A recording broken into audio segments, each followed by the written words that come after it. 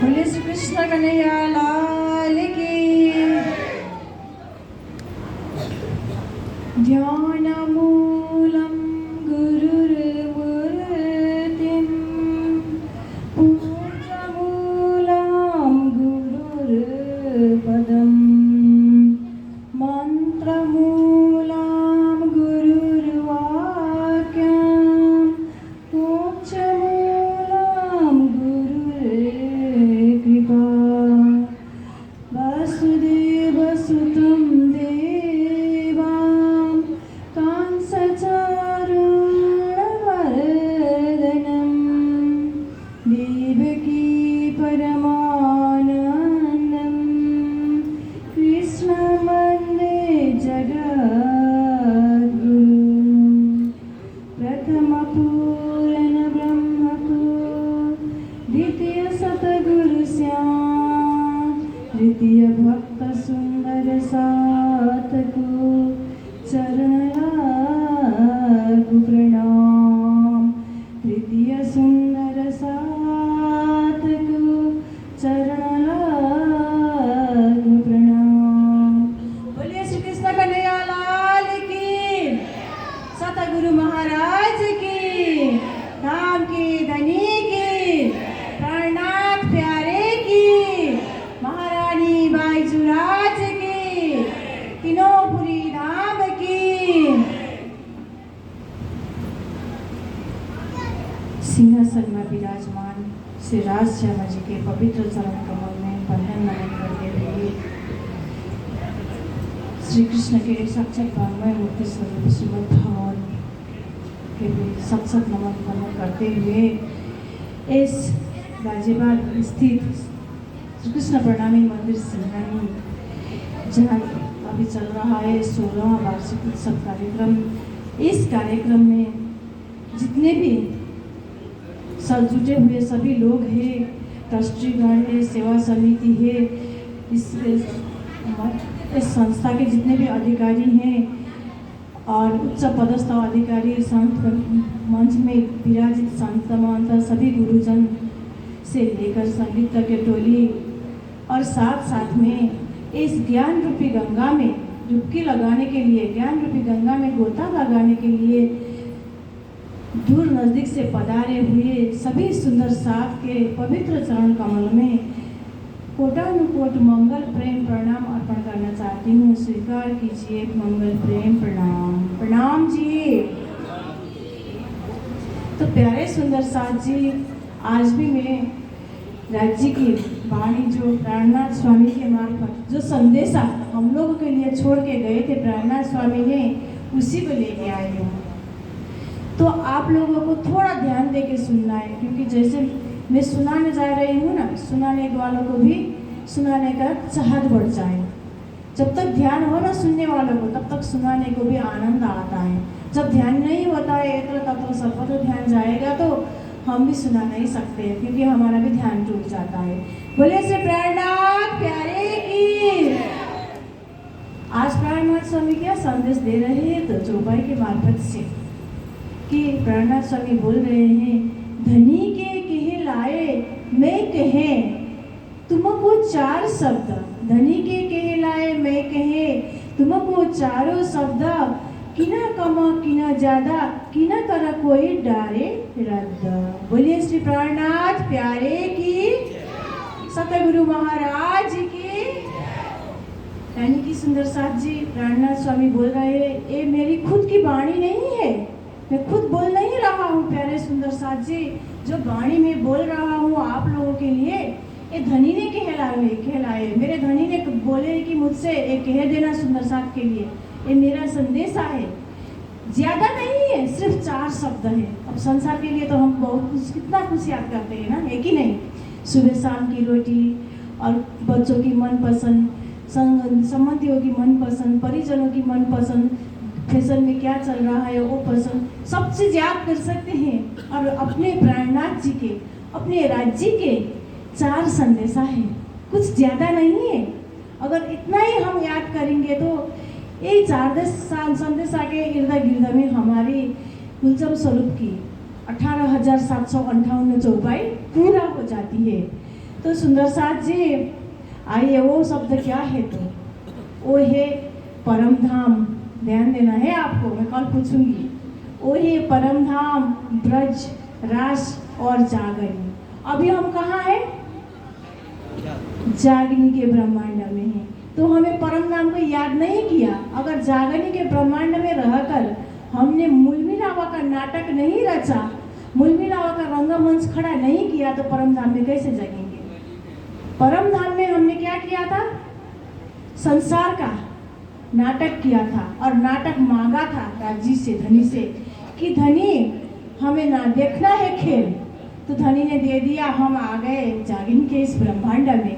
तो अब इस ब्रह्मांड में हमने जैसे भी हो हर हालत में मूल मिलावा का रंगमंच तैयार करना है। यहाँ के मूल मिलावा के रंगमंच में जब हम जागेंगे तभी तो हमारे आत्मा की जागनी परम धाम में हो जाएगी। बोले श्री प्राणनाथ प्यारे की। तो प्यारे सुंदर साथ जी, ये 4 शब्द सिर्फ वाणी में भी नहीं है, बीतक में भी गाया गया है। बीतक में भी 4 शब्द का चर्चा आता है। मेरे से ज़्यादा तो आप लोगों ने सुने होंगे बीतक, वाणी वगैरह, क्योंकि मैं तो सबसे छोटी हूँ। और इस क्षेत्र में तो मैं अभी अपने पैर रखी हूँ, अभी मैंने पैर रखी हूँ इस क्षेत्र में। मुझे उतना ज्ञान भी नहीं है, मुझे कुछ कहना आता भी नहीं है, फिर भी कोशिश में कर रही हूँ। तो परम धाम, ब्रज, रास, जागनी, बीतक में ये कहाँ आएगा? कहाँ आता था पता है आप लोगों को? जब प्राणनाथ स्वामी अपने शिष्यों के साथ में जागनी करते करते निकल रहे थे, तो कुछ मंदिर में, जैसे हम भी तीर्थ यात्रा निकलते हैं ना, तो कहीं ना कहीं आश्रय लेना पड़ता है। तो प्राणनाथ स्वामी ने कुछ मंदिर में आश्रय लिए, कोई मंदिर में। तो आश्रय लेने के बाद में जहाँ हम रुकते हैं वहाँ कुछ दे के चले जाते हैं ना, मंदिर का दाना ऐसा फालतू में खाना नहीं चाहिए ऐसे समझ के। तो प्राणनाथ स्वामी ने कुछ दे दिया, तो कुछ रुपया दे दिया। वो देख के वहाँ के जो पुजारी थे उसको लालच आ गया। तो लालच के मारे पुजारी पीछे भाग रहे थे। तो किसी प्राणनाथ स्वामी के किसी एक शिष्य ने बता दिया, अरे संसार के धन क्यों मांग रहे हो इनके साथ में? ये तो अनमोल धन देने वाले हैं, परलोक के धन देने वाले हैं, परमात्मा के धन देने वाले हैं। जब ऐसा सुना तो और पीछे पीछे भागा, और पीछे पीछे भागते गया। और उसके बाद में प्राणनाथ स्वामी ने उसको इतना ही बताया, चलते चलते बताया, परमधाम, ब्रज, रास और जागनी। जब इतना शब्द सुना, उसने 6 महीना तक मौन समाधि लगाई। और मौन समाधि वो बंदा 6 महीना तक मौन समाधि लगा सकता था। तो हम तो दावा करते हैं ना, हम ब्रह्म सृष्टि है, हम सुंदर साथ हैं, हम प्राणनाथ स्वामी के नहीं है। तो फिर हम क्यों ये शब्द में चिंतन मनन नहीं करते? बताइए, मन क्यों दिए राज्य ने हमारे लिए? ये आत्मा क्यों दिए? चित्त क्यों दिए? चिंतन करने के लिए। पर हम क्या करते हैं? राज्य के तो कुछ चिंतन करते ही नहीं, क्योंकि हमें तो इस संसार के माया ने इसे घेर के रखा है कि राज्य की तरफ जाना ही नहीं देती है। माया ऐसे ही है। माया क्यों इतनी बलवान है पता है? क्यों इतनी बलशाली है? तो माया भी राज्य ने ही बनाया है। माया का पति भी राज्य है, फिर भी राज्य को कुछ भी असर नहीं होता है माया से। माया में राज्य रहते ही नहीं है।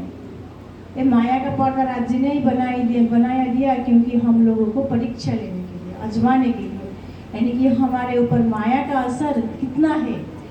तो आइए मैं एक दृष्टांत सुनाती हूँ आप लोगों को। जैसे कि हमारे लिए इतना बड़ा संदेशा आया, फिर भी हमने इस संदेशा को क्या किया था? ऐसे बहुत समय पहले, अभी के जैसे सुलभ कुछ भी,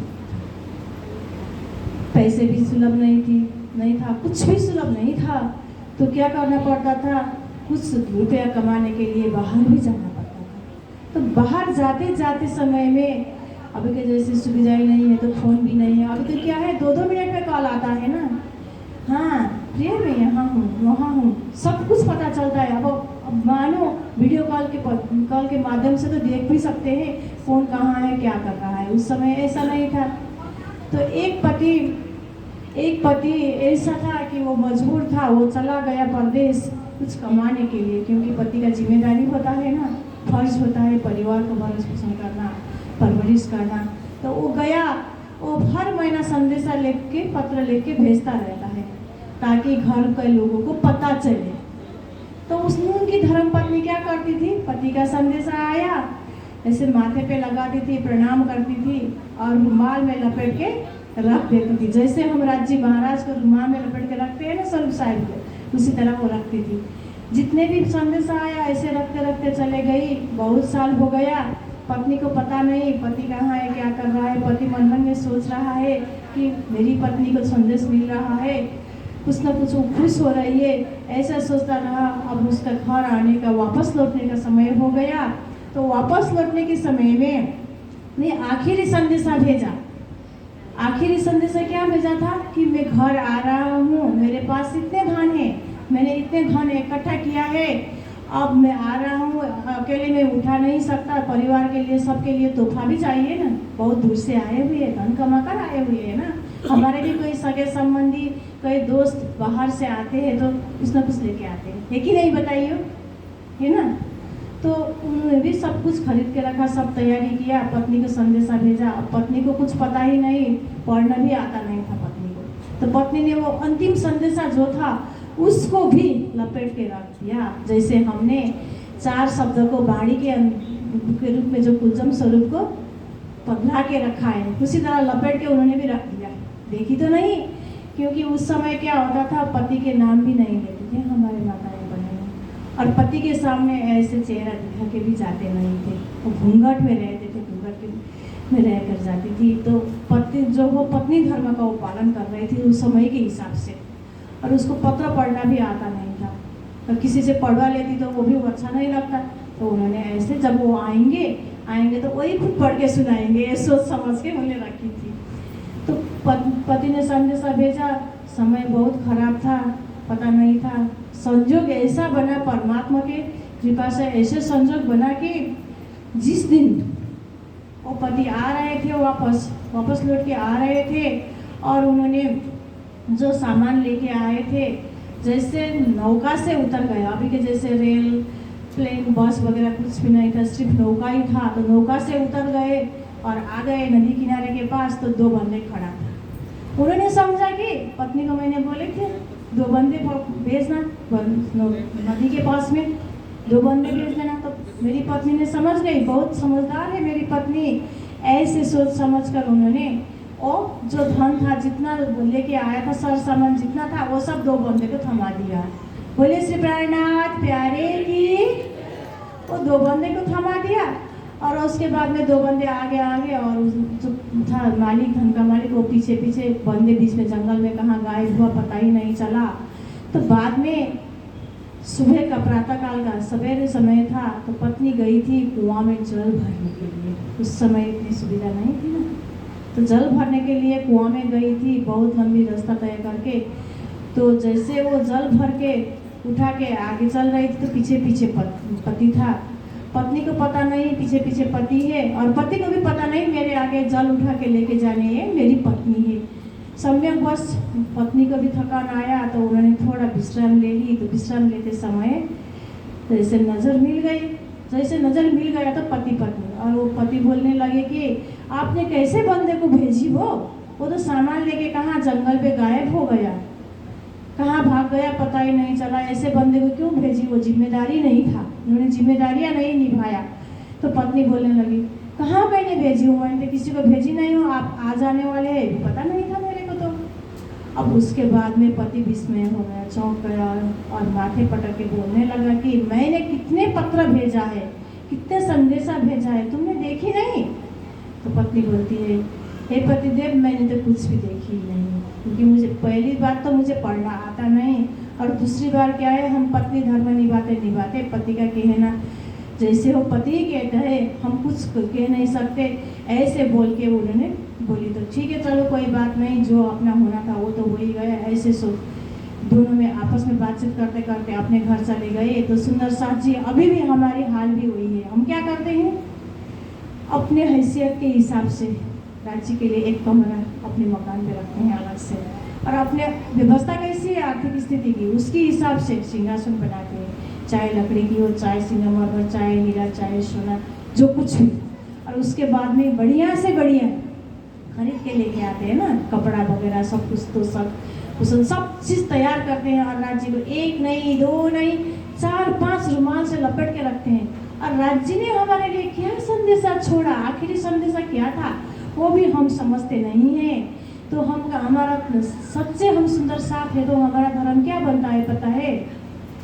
राज जी स्वरूप साहब जो हमें रखे हैं ना, वो खोल के देखना चाहिए हमारे लिए क्या बोल रहा है, क्या बोल के छोड़ के गया है। प्राणनाथ स्वामी क्या संदेश देना चाहते हैं हमारे लिए, वो क्या बोलना चाहते थे हमारे लिए, क्या दे रहा है, राज जी ने क्या बोल के रखा है, राज जी क्या सोचते हैं हमारे लिए, सब वाणी में है। और हमारी रहनी कैसी होना चाहिए वो सब वाणी में लिखा गया है।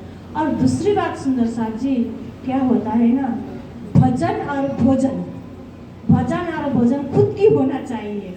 आप जितने भी बड़ा बड़ा एक अनुष्ठान करवाइए यजमान बन के, ये तो करना पड़ता है, करवाना पड़ता है, ये संसार का वो है कर्म है, करना पड़ता है। फिर भी खुद के आत्म कल्याण के लिए भजन और भोजन क्या होना चाहिए, खुद का होना चाहिए। भजन और भोजन खुद का होना चाहिए। इसीलिए ये दर्शाने के लिए सदगुरु महाराज ने, यानी कि सदगुरु देवचंद्र जी महाराज ने, खुद को करना पड़ता है मेहनत, तब पता चलता है कीमत। तो ऐसे सोच सोच के 14 वर्ष तक कर्म करके दिखाया था। तो हम क्या करते हैं, हम तो वाणी मिल गया, हम तो प्रणामी है, हम प्रणामी हैं, हम कृष्ण प्रणामी है, कृष्ण को मानते हैं। हमारे सामने तो सदगुरु ने तारतम लेके आए हैं, सदगुरु का तारतम मिल रहा है, हमें कुछ करना ही नहीं पड़ता है क्योंकि बनी बनाई चीज़ मिली, ऐसे सोचते हैं। ये कभी मत सोचिए, क्योंकि जो अपना किया हुआ है ना अपना ही होता है, अपना किया अपना ही होता है। फिर ये कलियुग तो क्या है पता है, सत्संग की आधी घड़ी, आधी के पुनियाद, तुलसी साथ संतन की हरे कोटि अपराध। यानी कि कलियुग में सत्संग की बहुत महिमा है। और भागवत में भी बताया गया है कि यत् फलम नास्ति तपसा न योगेन समाधिना तत्फलम लभते सम्यक् कलो केशव कीर्तना। यानी कि कलियुग में नाम सुमिरन से ही हम पार पा सकते हैं, मोक्ष पा सकते हैं। यहाँ पर पूजा जप तप कर्म ये सब तो क्या है, छिलका है। बीज को संरक्षण करने के लिए छिलका की जरूरी होती है, समझो ये सब छिलका है। और हमारे बीज तारतम के संरक्षण करने के लिए वो भी चाहिए, इसका भी जरूरी है। फिर भी जरूरी है का मतलब ये नहीं है कि हम छिलका ही सिर्फ छिलका को समझे, ये नहीं है, उसके अंदर क्या है वो भी सोचना समझना चाहिए। तो प्यारे सुंदर साथ जी, आज इतने ही शब्दों के साथ में मैं मेरी अपनी वाणी को विराम देना चाहती हूँ जयकारा के साथ में। आइए बोलिए श्री प्राणनाथ प्यारे की, सतगुरु महाराज